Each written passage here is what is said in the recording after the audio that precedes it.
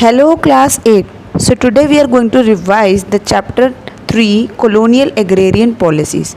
Let me tell you the meaning of agrarian once again. Means which is connected with farming and the use of land for farming. तो basically किससे related था? Farming से related था. तो colonies कुछ ऐसी policies लेकर आई थी जो किससे कनेक्टेड थी, जो फार्मिंग से कनेक्टेड थी और जो लैंड से कनेक्टेड थी. तो इस चैप्टर के अंदर हमने basically major land revenue settlements पढ़े थे जिसने जो कंपनी ने इंट्रोड्यूस करे. फिर उसके अंडर में किस किस क्रॉप्स को उसने कमर्शलाइज़ किया, जैसे कि इंडिगो, जूट, ओपीएम जैसे क्रॉप्स को हमने पढ़ा. फिर उसके लिए वो कैसे सिस्टम उसने इंट्रोड्यूस करे और फाइनली उसका आउटकम क्या निकला.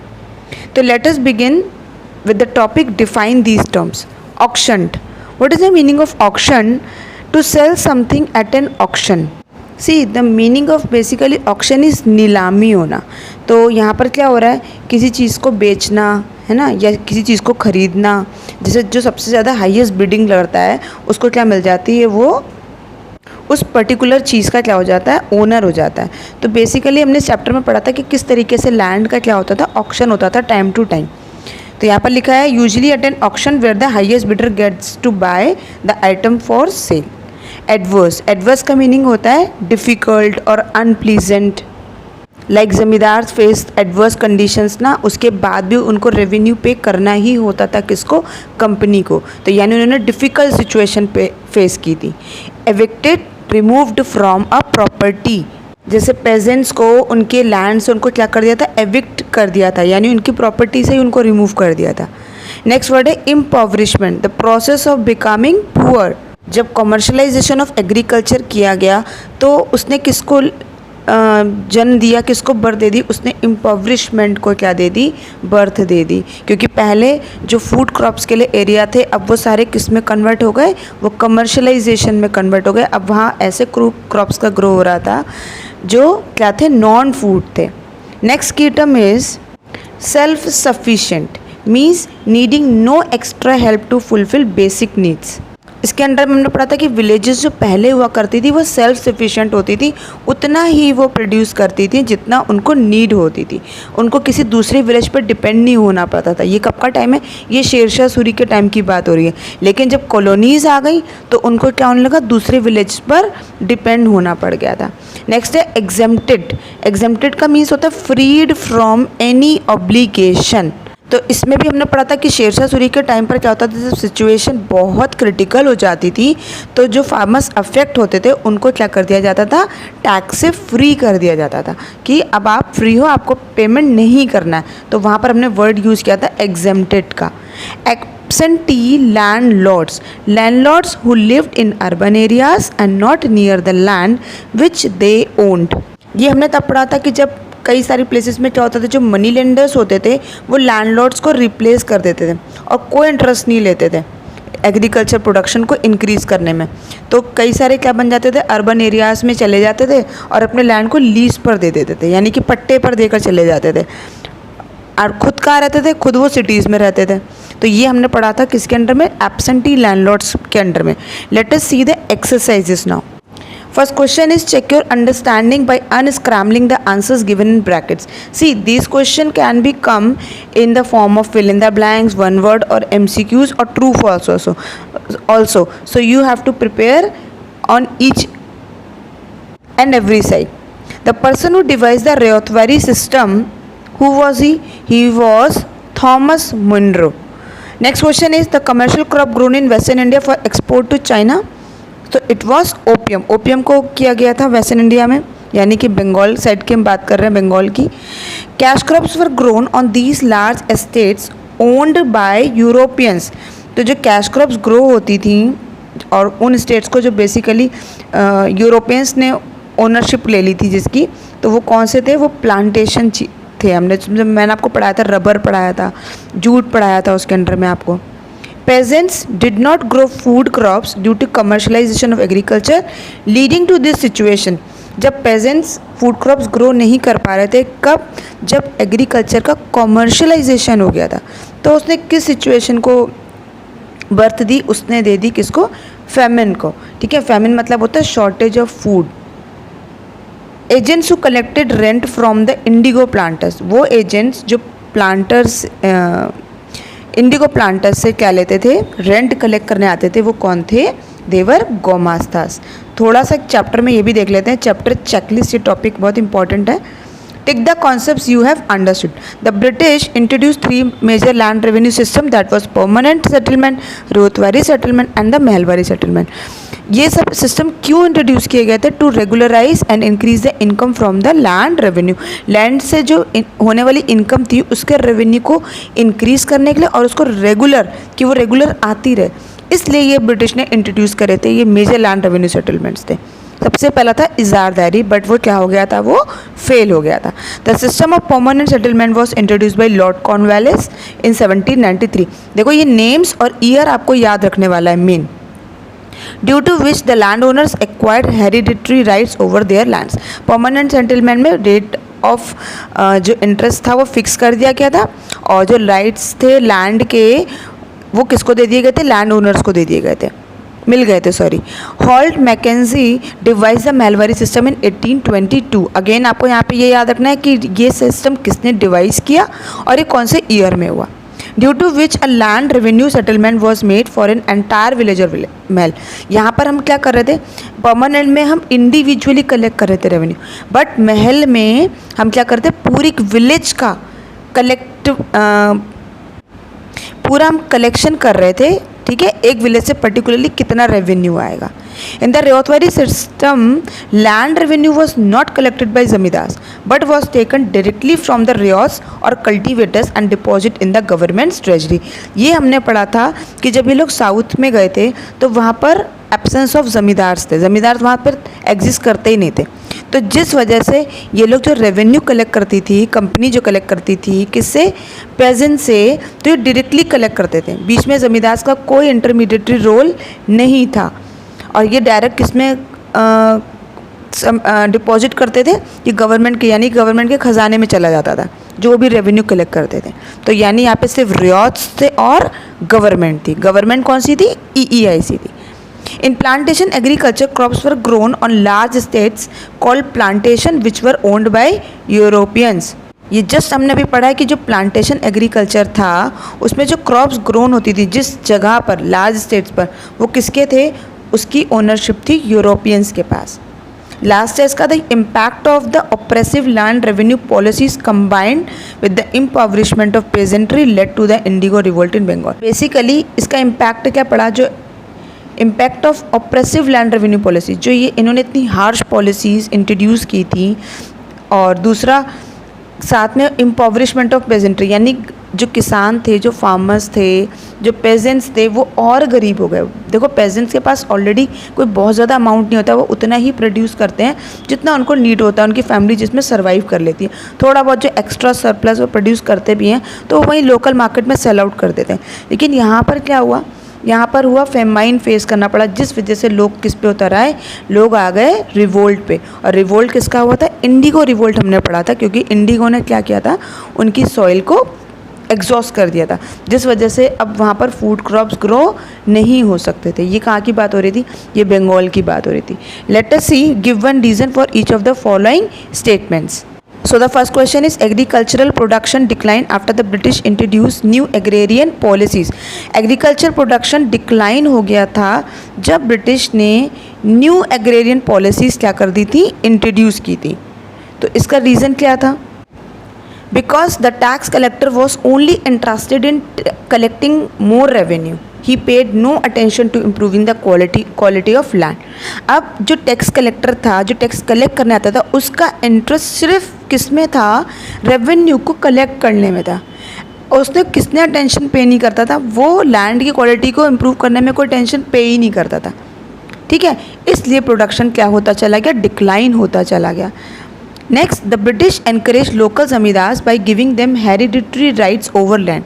ब्रिटिश ने एनकरेज किया था लोकल ज़मींदार्स को कि हम आपको क्या दे देंगे, लैंड के हेरिडिटरी राइट्स, यानी जो पुश्तैनी अधिकार हैं वो सारे आपको मिल जाएंगे। because they wanted to create a class who was between them and the peasants in case of any rebellion by the peasants. तो क्योंकि वो ऐसा इसलिए कर रहे थे, वो एक क्लास मेंटेन कर रहे थे कि अगर कोई रेबेलियन होता भी है पेजेंट्स की तरफ से तो उसको कौन फेस करेगा, उसको फेस करेंगे ज़मींदार, इन तक नहीं आएगी कोई भी बात। इसलिए उन्होंने ऐसा किसको किया था, ज़मींदार को मोटिवेट किया था, एनकरेज किया था कि हम आपको ज़मीन का अधिकार दे देंगे। तो वो भी क्या हो गए, वो भी इनकी बातों में आ गए थे। Question third, many pageants became landless after the introduction of the permanent settlement. कई सारे पेजेंट्स जो थे वो लैंडलेस हो गए, यानी उनकी सारी ज़मीनें चली गई, कई सारी। क्यों? जब परमानेंट सेटलमेंट को इंट्रोड्यूस किया तो उसके इंट्रोडक्शन होने से पेजेंट्स क्यों लैंडलेस हो गए? Because if they could not pay the tax if they could not pay the revenue due to crop failure, they were forced to borrow money from the money lenders at high rate interest rates.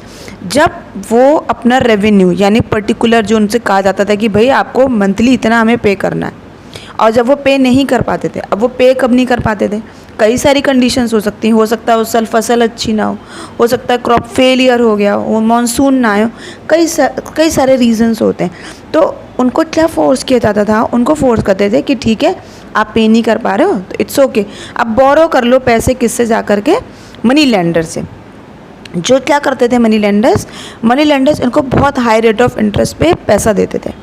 When they were unable to repay their loans, और जब ये money lenders का loans जो कर्जा होता था वो भी रीपे नहीं कर पाते थे, there land was mortgage and they were evicted, तो उस केसेस में इनकी ज़मीनों को मॉर्टगेज कर लिया जाता था और वो अपनी ही ज़मीनों से क्या हो जाते थे, एविक्टेड हो जाया करते थे। The Mahalwari system was named दस, महलवारी सिस्टम का नेम महल क्यों रखा गया? बिकॉज महल मेंट विलेज, महल का मीन्स होता है एक विलेज, एक पूरी विलेज को हमने क्या नाम दिया था, महल दिया था। Under the system the unit of revenue settlement was the village और महल, तो इसके अंडर में था क्या कि जो रेवेन्यू आएगा वो पूरी विलेज से आएगा, and the revenue demand was made collectively on the village, मतलब एक इंडिविजुअल से ना लेकर के क्या कर रहे हैं, पूरी कलेक्टिवली हम ले रहे हैं पूरे रेवेन्यू एक विलेज से। तो वो मैंने आपको बताया था वो सर्वे करने जाते थे किसके पास कितना एरिया है, फिर उसके हिसाब से वो एक एवरेज निकालता था officer. This I told you when I explain this chapter. The British wanted to grow opium to export to China, अब ब्रिटिश ओपियम को ग्रो करके एक्सपोर्ट करना चाहते थे चाइना को। क्यों? उसका रीज़न ये था to finance their tea trade. Next category, answer the following in one sentence. In which way did the cultivators pay revenue during the ancient and medieval period, किस वे में कल्टिवेटर्स जो थे revenue पे करते थे जब एंशिएंट और medieval periods था? तो उस टाइम पर जो फार्मर्स थे दे use to pay a portion of the produce as a tax, जितना वो प्रोड्यूस करते थे उतना ही उसका वो क्या करते थे, उस हिसाब से उसका वो टैक्स जो थे पेमेंट करते थे, कोई फिक्स नहीं था। अगर फसल अच्छी नहीं होती थी तो फिर या तो उनका रेवेन्यू कम कर दिया जाता था या उनको फ्री भी कर दिया जाता था। Why did the इजारदारी system fail? State one reason. इजारदारी system was failed because the building had no link with the land's actual productivity. Because इसका मेन रीज़न था कि जो बिल्डर होता था, जिसके पास ज़मीन आती थी, उसको सिर्फ रेवेन्यू पे करने से मतलब होता था, तो वो लैंड की एक्चुअल प्रोडक्टिविटी पे फोकस ही नहीं करता था, ना ही वो उसकी फर्टिलिटी को इन्हांस करने में कोई इंटरेस्ट लेता था। इसलिए इजारदारी सिस्टम क्या हो गया था, फेल हो गया था। Who set up the permanent settlement and when? So Lord Cornwallis set up the permanent settlement in the year 1793. Who were absentee landlords? ये हमने कीडनम में पढ़ लिया है, स्टिल मैं रीड कर देती हूँ इसको। Absentee landlords leased out their lands to tenants, ये अपने एब्सेंटी लैंडलॉर्ड्स क्या करते थे, रूरल एरियाज़ में अर्बन एरियाज़ में शिफ्ट हो जाते थे और किसको दे देते थे, टेनेंट्स को दे देते थे। And lived in the cities, they took no interest in improving agricultural production, और ये भी कोई इंटरेस्ट नहीं लेते थे क्योंकि खुद सेटल हो जाते थे बाहर जा कर के। What was the Indigo's commission verdict? जो इंडिगो की को लेकर जो कमीशन बुलाई गई थी उसकी क्या वर्डिक्ट थी? The Indigo's commission's verdict was that the indigo planters were guilty. उन्होंने क्या देखा, जब उन्होंने सर्वे किया पूरा तो उनको मिला कि जो इंडिगो प्लांटर्स आए थे वो गिल्टी थे, यानी उनकी वाकई में मिस्टेक्स थी, उन्होंने गलतियाँ की थी। It criticized them for coercive methods they used, और उनको क्रिटिसाइज़ किया गया कि जो मेथड्स उन्होंने यूज़ किए किसके लिए, प्लांटर्स के लिए। सॉरी रियोट्स के लिए। Due to this verdict indigo production came to an end in Bengal. और इस वर्डिक्ट की वजह से क्या हो गया, इंडिगो कल्टीवेशन जो था वो एंड हो गया, इंडिगो प्रोडक्शन सॉरी, कहाँ पर, बंगाल में। और फिर वो वापस कहाँ मूव कर गए थे, वो बिहार चले गए थे जहाँ पर चंपारण मूवमेंट हुआ था। Answer the following question in brief. Give a brief description of the system of land revenue followed during the reign of Sher Shah Suri. तो एक डिस्क्रिप्शन देना है कि जब शेरशाह सूरी थे तो उस टाइम लैंड रेवेन्यू सिस्टम कैसे फॉलो होता था। Sher Shah Suri started the system of measuring land and giving a patta और written record to its owner. Sher Shah Suri ने ही ये सिस्टम स्टार्ट किया था, लैंड को मेजर करना और उसको एक रिटर्न रिकॉर्ड में, मतलब एज ए रिटर्न रिकॉर्ड किसको दे देना, उसके ओनर को ही, कि भाई आप इसके क्या हो, एक तरीके से ओनर हो लैंड की ओनरशिप। अब इस सिस्टम में होता क्या था, in this system revenue was paid by farmers depending on the fertility of the land. तो इसमें जो रेवेन्यू होता था वो कोई फिक्स नहीं होता था, जितनी उसकी लैंड की फर्टिलिटी है उसके बेसिस पर ही वो रेवेन्यू पे करता था। When natural disaster affected a region revenue collection was reduced. और जब कभी कोई नेशनल डिजास्टर आ गया, फ्लड आ गया, ड्रॉट पड़ गया, तो उस केस में रेवेन्यू का जो कलेक्शन होता था वो रिड्यूस भी हो जाया करता था। Which aspects work central to colonial agrarian policies? वो कौन से एस्पेक्ट्स हैं बेसिकली कॉलोनियल एग्रेरियन पॉलिसीज़ के लिए सेंट्रल एस्पेक्ट्स क्या थे। एक तो collection of revenue in cash. इन्होंने एक कंडीशन रखी थी कि जो कैश आएगा वो सॉरी जो रेवेन्यू आएगा वो किसकी फॉर्म में आएगा, वो कैश की फॉर्म में आएगा। मीन्स उनके प्रोडक्शन से उनको कोई मतलब नहीं था।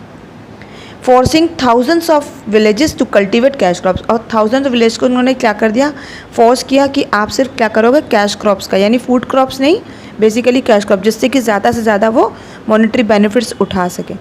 Creation of 2 post of deputy diwan for Bengal and other for Bihar. और इन्होंने 2 पोस्ट बनाई थी, जो दीवान मतलब जो रेवेन्यू कलेक्ट करते हैं, एक बंगाल के लिए और एक बिहार के लिए। Farming out revenue collection annually to the highest bidder. और जो रेवेन्यू कलेक्शन होता था वो एनुअली किसको दे दिया जाता था, सॉरी इट मीन्स आपका ये हुआ कि दैट यू हैव टू पे दिस मच एनुअली। तो यहाँ पर उनको क्या कर दिया, फिक्स कर दिया, हाईएस्ट जो भी हाईएस्ट बिडर होता था उनको एक रेवेन्यू का अमाउंट फिक्स कर दिया। Under the permanent settlement how were the zamindars motivated to increase agriculture production. तो ये हमने अभी जस्ट पढ़ा था कि परमानेंट सेटलमेंट के अंडर में जमींदार्स को किस तरह से मोटिवेट किया गया। Under the permanent settlement, the zamindars were motivated to increase agricultural production since they could keep the surplus revenue after paying their due to the company, which was permanently fixed rate. Permanent settlement के under में जमींदार्स को motivate किया गया कि आप agriculture production को क्या करो, इंक्रीज़ करो, और जो भी एक्स्ट्रा होगा, जो भी सरप्लस होगा, सरप्लस का मतलब होता है एक्स्ट्रा, वो आप खुद रख लो, लेकिन कंपनी को पेमेंट करने के बाद। तो कितना परसेंटेज था, 89% था जो कंपनी को पेमेंट करना होता था। तो वो कहते थे आप 89 आप हमें पे कर दो, उसके बाद जो भी एक्स्ट्रा हो वो आप क्या कर दो, वो आप खुद रख लो अपने पास। तो जिस वजह से ये क्या करते थे, ज़मींदार इसको इंक्रीज़ करते थे। और ये सिस्टम भी क्या हो गया था, बाद में कंपनी के ऑफिशियल्स को रियलाइज़ हुआ कि सिस्टम क्लोज करके क्या करना होगा, हमें एक नया सिस्टम इंट्रोड्यूस करने की ज़रूरत है। तो परमानेंट सेटलमेंट भी फाइनली क्या हो गया था, बंद हो गया था। Question 4. Define commercialization of agriculture. Under what condition does it arise? तो commercialization of agriculture means that a peasant grows more than what he and his family can consume. पहले हमने क्या पढ़ा था कि वो सिर्फ अपनी नीड के अकॉर्डिंग, जितनी उसको ज़रूरत है, उसकी फैमिली को जितनी नीड है, सिर्फ वो उतना ही प्रोड्यूस करता था। लेकिन अब क्या हो रहा है, पेजेंट ज़्यादा ग्रो कर सकता है जितना उसको और उसकी फैमिली कंज्यूम कर सकती है, और रेस्ट ऑफ द वो कहाँ सेल आउट कर सकता है, वो मार्केट में सेल आउट कर सकता है। ये बेसिकली कहाँ होता था, देखो कमर्शलाइजेशन ऑफ एग्रीकल्चर जो था ये ब्रिटिशर्स ही लेकर आए थे।